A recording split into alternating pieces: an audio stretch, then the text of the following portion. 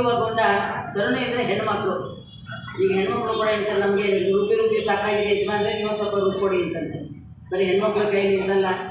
ಆದ್ದರಿಂದ ಎಲ್ಲ ಗಂಡಸು ಪಾಪ ಎಲ್ಲಕ್ಕೂ ರೆಡಿ ಇರಬೇಕು ನಮ್ಮ ಜೊತೆ ಸಹಕರಿಸಕ್ಕೆ. ಇಲ್ಲಿ ಸಹಕರಿಸೋದೇನು ಕೂಡ ತಪ್ಪೇನಿಲ್ಲ. ಇಲ್ಲಿ ಏನಾಗಿದೆ, ಗುಂಡಪ್ಪನ ತೂಗಿ ಗುಂಡಪ್ಪನ ಶಾಸ್ತ್ರ ಹಾಡಿ ಜೋಗಳನ್ನ ಹಾಡಿದ್ದಾರೆ. ಅನಂತರ ಈ ಹೆಣ್ಣು ಮಗುವನ್ನು ತೊಟ್ಟಿಗೆ ಹಾಕಿ ಮಗುವಿಗೆ ನಾಮಕರಣ ಆಗಬೇಕು, ಹೆಸರನ್ನು ಇಡಬೇಕು.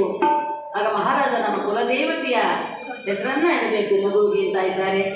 ಯಾವ ಹೆಸರಿಡೋದು, ಯಾವ ಹೆಸರಿಡೋದು ಎನ್ನುವಾಗ ನಮ್ಮ ಕುಲದೇವರ ಹೆಸರನ್ನು ಇಡಬೇಕು ಎನ್ನುವಾಗ ಎಲ್ಲ ಶಾಸ್ತ್ರದಲ್ಲಿ ಬಂದಂಥ ಪಂಡಿತೋತ್ತಮರೆಲ್ಲರೂ ಕೂಡ ಈ ಒಂದು ನಾಮಕರಣ ಕಾರ್ಯಕ್ರಮದೆಲ್ಲರೂ ಕೂಡ ಸಹಭಾಗಿಗಳಾಗಿ ಎಲ್ಲ ಕೂತ್ಕೊಂಡಿದ್ದಾರೆ. ಆ ಸಮಯಕ್ಕೆ ಸರಿಯಾಗಿ ಜೈ ಹರ ಮಹಾದೇವ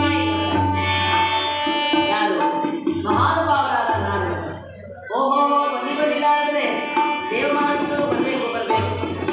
ಸಕಾಲಕ್ಕೆ ಬಂದಿದ್ದೀರಾ, ನೀವು ಮಗುವಿಗೆ ಆಶೀರ್ವಾದ ಮಾಡಿ ಹೆಸರನ್ನ ನೀವೇ ಇಟ್ಬಿಡಿ. ಮಗು ನೋಡ್ತಾ ಇದ್ದಾರೆ, ನಾಡು ಹಂಗಾದಲ್ಲಿ ಮಲಗಿದ್ದಾರೆ ಜಗನ್ಮಾತೆ.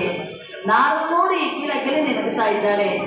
ಅಂತೆಯೇ ನಾರು ನೋಡ್ತಾ ಇದ್ದಾರೆ ಮೈ ಮೇಲೆಲ್ಲ ನಡೆಸತಕ್ಕಂಥ ಆ ತ್ರಿಶೂಲ, ಡಮರುಗ, ಸರ್ಪರ ಚಿಹ್ನೆಗಳನ್ನೆಲ್ಲ ನೋಡ್ತಾ ಇದ್ದಾರೆ ದೇವಿ ಅವತಾರ. ಆ ಮಗುವಿನ ಕಿವಿ ಹತ್ತಿರ ಬಂದು ಓಂ ನಮ ಶಿವಾಯ, ಓಂ ನಮ ಶಿವಾಯ. ಆ ಮಗುವಿನ ಕಿವಿಯಲ್ಲಿ ಓಂಕಾರವನ್ನು ಹೇಳ್ತಾ ಶಿವನ ನಾಮಾವಳಿಯನ್ನ ತಿಳಿಸುವಾಗ ನಾರದನ್ನು ನೋಡಿ ಕೀಳ ಕೆಳಗೆ ನಗುತ್ತಾ ಇದ್ದಾಳೆ ಜಗನ್ಮಾತೆ.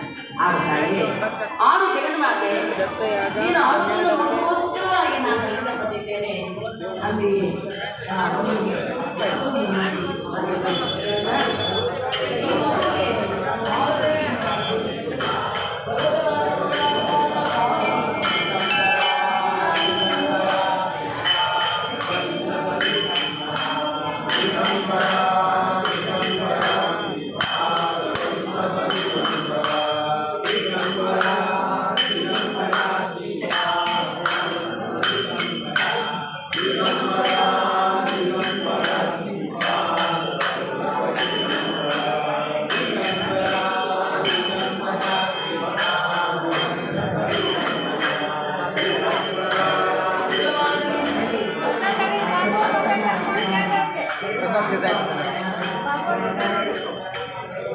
और हासिल का तरतार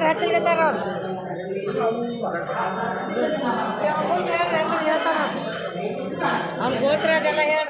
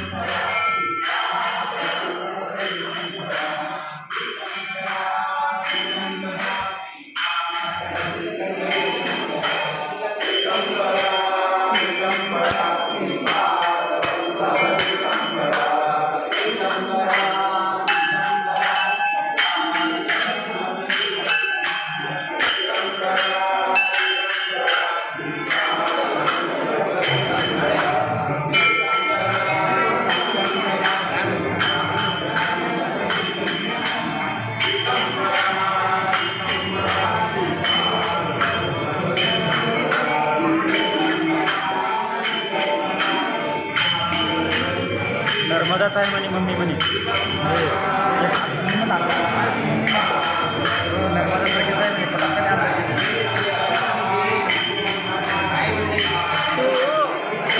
बात करता